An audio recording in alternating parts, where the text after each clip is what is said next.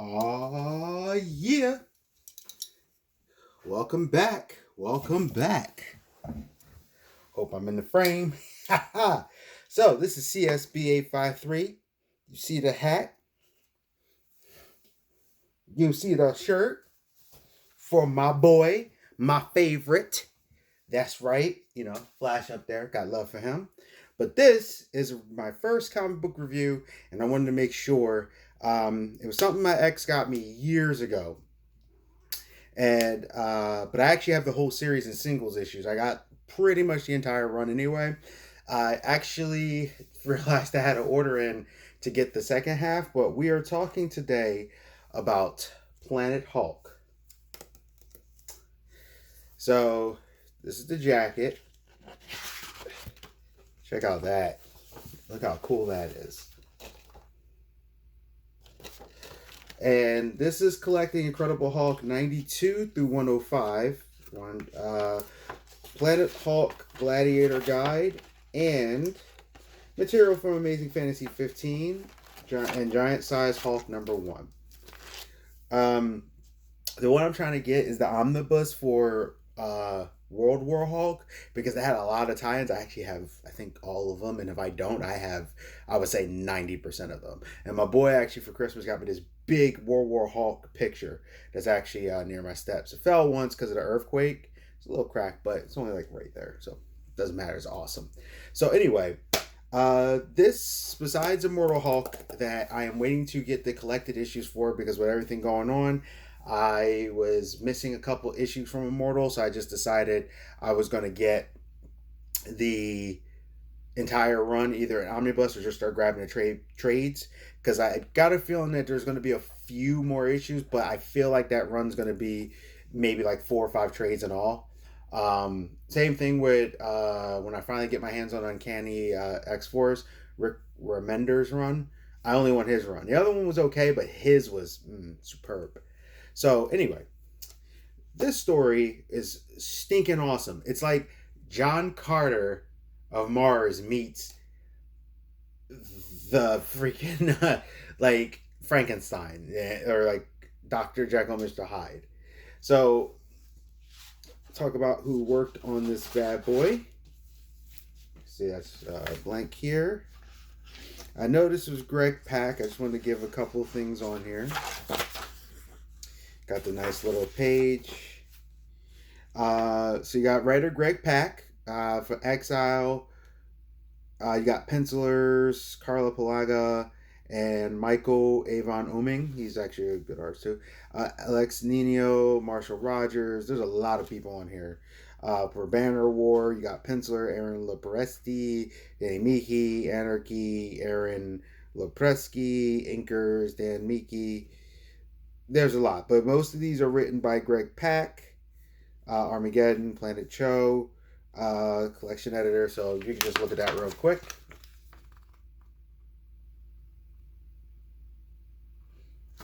A lot of people working on it. The artwork.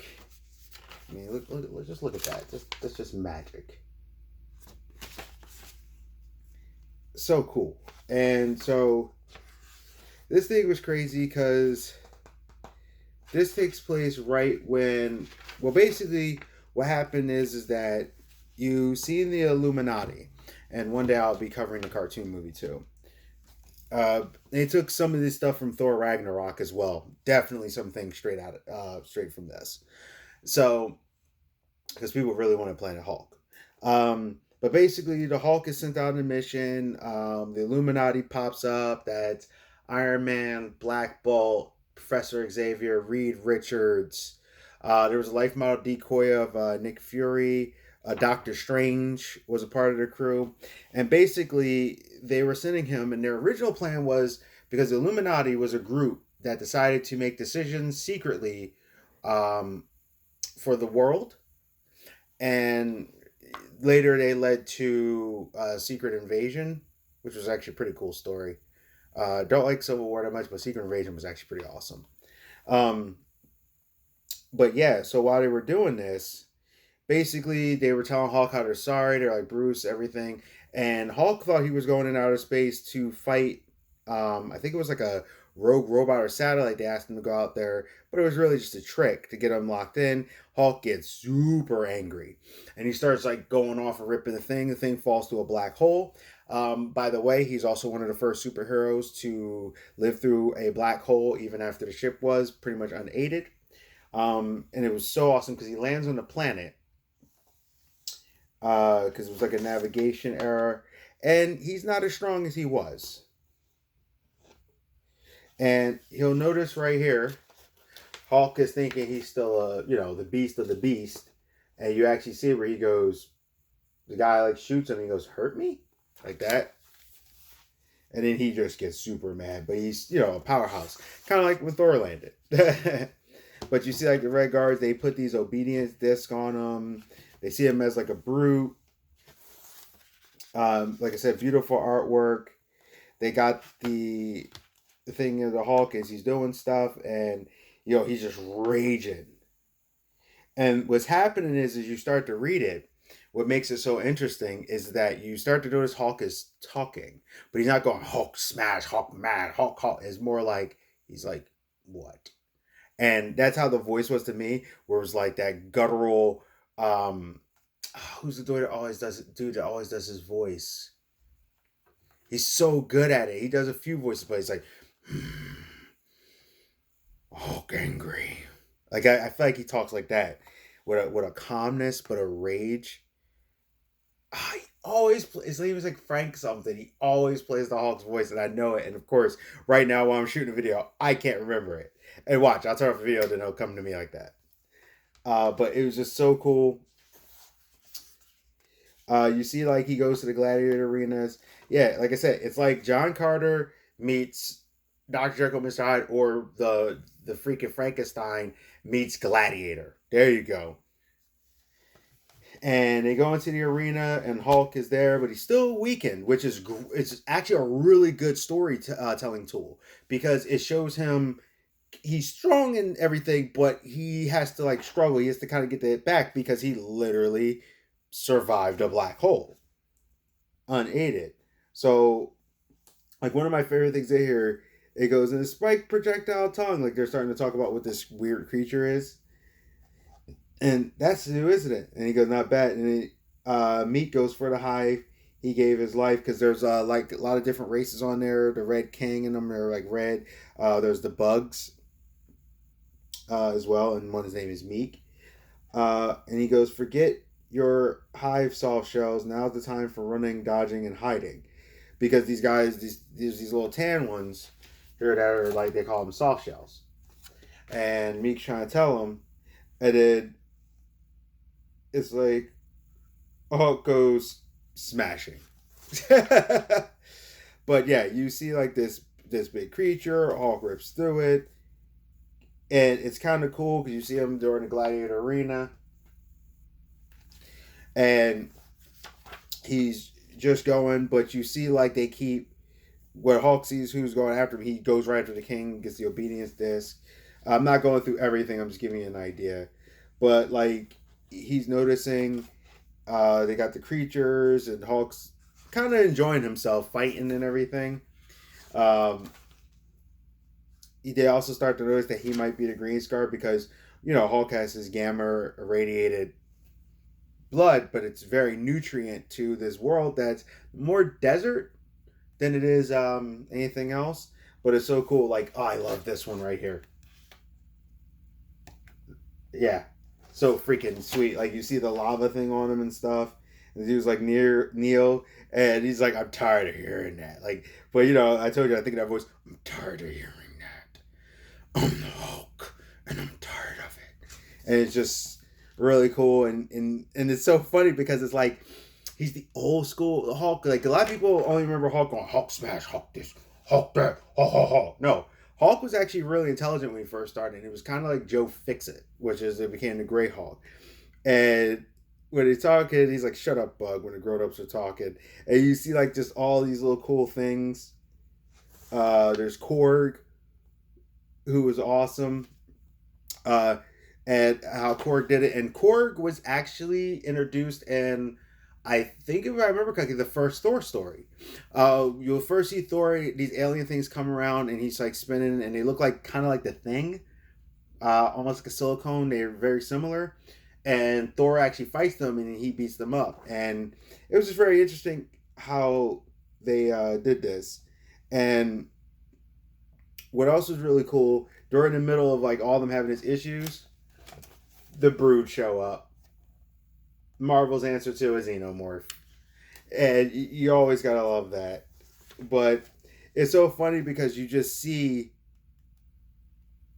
so many crazy things during this battle. Like you see his Korg's brothers, because then the Red King starts doing the gladiator thing. He starts going, okay, get bigger.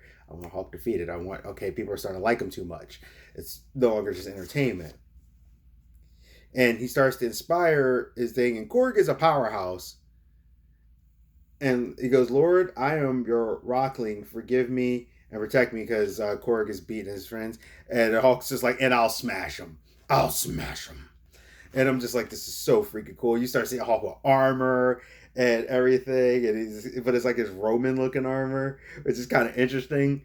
And you start seeing just different stuff as they go through, and he starts to kind of build his warbound slowly but surely, and you see like him rise, and because by this point there's more of his warbound right there, shadow people. I just love the story.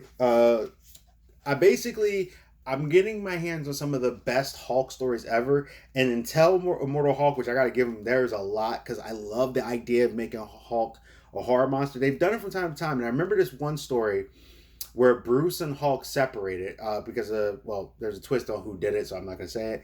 But basically, you'll see like Gamma people and stuff. But what made it so cool, Bruce like was kind of evil, and Hulk was kind of good, and they were like having conversations with each other prior to the separation through like they would leave each other recordings and stuff.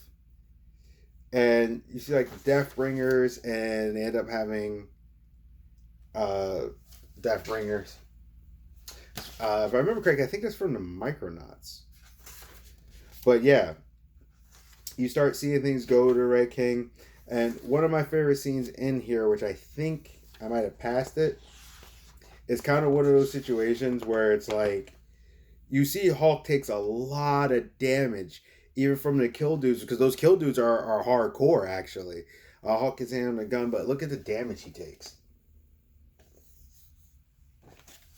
And it's just beautiful artwork. You see the Brood, because they're kind of like a bug thing too. But I have noticed, if you watch, like if you start reading, some of the Broods kind of become their own. The Hive. But one of my favorite scenes in here, which like I said, I think I might have passed it, when the girl walks into the Hulk's thing, and he gets the food and stuff, and they're like, oh, you know what the Red King wants you to be, and all this stuff, and he just goes, he knows what a monster likes. And it's the girl, and she's like completely draped, ready for some, nugget nugget. But yeah, here we go with the Thor thing with Korg. So they had the robots, and here's the Korg thing. But here's what makes it cool. Look at the artwork, right? Like how it's like that old school Jack Kirby kind of thing, but it's modern and stuff. Ah, oh, so good. And it shows some of the old things here too.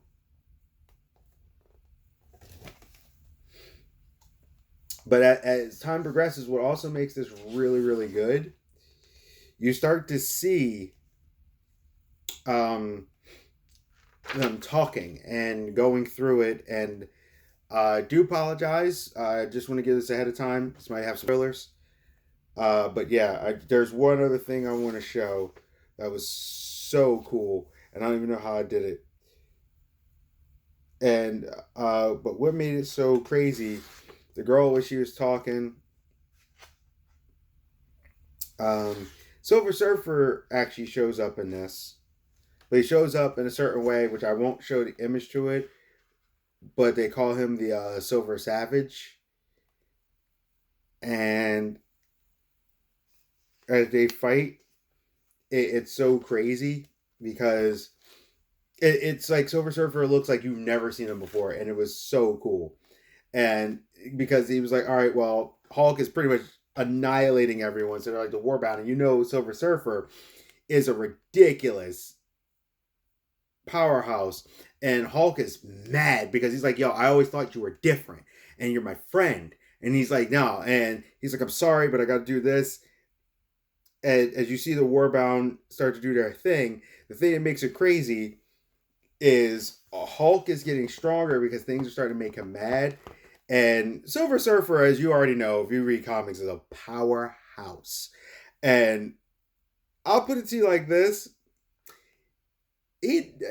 After a point, Hulk gets to that point where he's like, yeah, I'm the Hulk. I'm the strongest one there is, kind of thing. And Silver Surfer, he gets those hands. But they get those hands too, because Silver Surfer is tearing people up. So it's very interesting how they start going back and forth for their big battles and stuff, and how the people cheer. But you start to see, like, with the arena, how things happen. Uh, Stuff with the Warbound, Red King, everything like that. It was just good stuff. Some of the people, how meek, you see him kind of grow from being this literally a meek kind of guy to something spectacular, and he becomes someone strong. And Hulk goes from being just some random thing, and it's kind of like Spartacus. I don't know if you guys ever watched Spartacus. I'm talking about the original, the new show too. I haven't gotten around to that yet. I've seen some of it. It looks pretty awesome. I love Spartacus. But yeah, you start to see the things where Hulk starts liberating, and then the story goes into this crazy direction where he's kind of doing it not because of this. It's like something got through. He's like, well, I could just free, and there's like this big dinosaur. Yeah, it is really cool, and like Hulk builds up, and Meek, like I said, you start seeing things about him. Uh, and Meek kind of turns it on a little bit, where you see another side, and because what's happening is Hulk is trying not to be a savage kind of thing. Like, he's kind of changing, but he is. And it was very interesting because he started to think deep about certain stuff because of how he had to deal. And as you know, Hulk isn't always, even though he loves the fight, it isn't all about the fight all the time. A lot of times he wants to be left alone. But like Meek, you start seeing some emotional things go through it. You see stuff with the Red King. Uh the Hive and Meek has something special that happens. It's just so crazy. You see a thing about the Red King in the past. I'm skipping around because I don't want to get a copyright, and also too, I want you to read it about like the Red King and the Sheik. I think her thing is called like the Shadow People. This is how crazy it is. This story and this world and everything is so freaking cool that literally, if someone wanted to, they could make an entire game, like a tabletop or something, completely based off of this world. You got the red people that seemed like very human, but they were the dominant class. You got the shadow people who have the shadow things. They're kind of like dark elves. You got Meek, who's like the bugs. Actually, funny enough, they're like D&D. They do have these skitter things in D&D that have an extra stab because they have more legs. And the shadow moves, that would be almost like an assassin, the way they would do it. It was just really cool. And she's like Hulk's like, special thing, and you got like Korg's people that are like golems. So if you really go through it, it was kind of like, yeah, you can match these up to D&D stuff and for Dungeons and Dragons. But there were so many cool things, and they still added a horror element to it. I don't want to show you the thing. I want to show you the cover. Well, I'll see if I can split it in half. If I mess up, I mess up. Yeah, so there's these like spike things, and yeah, like I said, check that out. And they get inside you, and they kind of make you like these weird zombie ant things, and they spread because they like stab you, and it's so crazy. And it's like these spike things become so creepy, and it's like a whole nother monster element, like as if like this curse thing takes over. And it was just so cool how they did this stuff. So I just wanted to kind of review, kind of go over a couple things. Like I said, there's more in this book that's really, really, really awesome. Just showing you a couple more scenes. Yeah, but basically, like I said, it's like John Carter meets meets like Frankenstein's monster meets Spartacus. It's so good. It shows another. It was one of the first times in a long time. It shows the Hulk as another thing. Here's Red King with an awesome suit. Um, Hulk has a different name. He's not just Hulk there. He's actually called Green Scar. You'll find out why. But there was just so many cool things in this book. If you love like that good, like slave, if you like enjoy like Gladiator and things like that, and space movies where it's like a primitive world and story progression, and you see Hulk changing, and his version of this world when he becomes World Breaker actually comes out of this one of the strongest Hulks around. And even in Immortal, you see recently how powerful that Hulk can be. That incarnation is just something fierce. It's up there, man. But great story. When you read the spikes and stuff, it's wonderful. There's like twists, turns. You learn so much. You learn about who the Red King is, how he is. You get so much out of it, and it's just so wonderful. And it's also funny because when she gets to see the real him and how he had to do certain things, and it was hilarious because you find out why Bruce hasn't popped out in a little part, and it's just like, hey, let me see this and do that. And you find out like Hulk's gamma radiation really means something. Like it was such a breakdown and such a wonderful just giving of the character, and it was like so much love. It was just wonderful. I love this story. I freaking love this story. For a rating, I'm gonna say it blew my mind. It was at that time, and I still think the two together, World War Hulk and Planet Hulk together. That's why I'm still waiting to get, and I'm going to get my hands on that other one actually quite soon. Because I've realized I had it. I thought I had the full thing in omnibus, and I forgot that I didn't because I had to cancel it. No, I'm getting that very soon because that to me is still the best. Seeing those two is still the best Hulk stories ever. When people tell me or talk to me and go, Hulk's a big dumb thing, I tell them to go read these. I've done it. I was like, oh yeah, read Planet Hulk, read World War Hulk, then come talk to me about what's not good storytelling. And Hulk is just like a big monster. And I'm definitely I'm gonna try to get my hands on either the omnibus or now I'm probably gonna get the trade paperbacks because I only read some of Immortal and I want to read more. So I'm gonna have all those too. But I wanted to make my first one since Hulk is like my favorite superhero. I wanted to make my first comic book review be him, Marvel with Greg Pak. Like I said, such good storytelling, such good stuff. You really get to see Hulk unload. You get to see Sakaar. There's a Sakaar map in here. That's what I was looking for. And that'll be the last thing I show you. But they got a whole breakdown here. Let me look at that. Look, that's so cool. And they got like a whole breakdown in here of the people, the societies, the things like that. Sakaar, yeah, society, Sakaar wildlife, the wild bots. That's why I went the omnibus because it gives you this kind of stuff. The other one does too. There was a hardback that's similar to this. This one, it's mostly focused, and the other one, when I saw the omnibus, it gave you like Hulk from like 1998, and I was like, yeah, it hints to stuff. I want the story, but the omnibus for the other one gives you a lot because there was a lot of tie-ins because I got most of them, if not all of them. Silver Savage and everything. So it gives you a nice thing, wonderful book. And that's it. Like I said, it definitely blew my mind. I think you should own it if you love anything of the Hulk, or if you want to see just some really cool, just action, great storytelling and stuff. Greg Pak delivers. So this is CSB 853, and that was another Power Up review.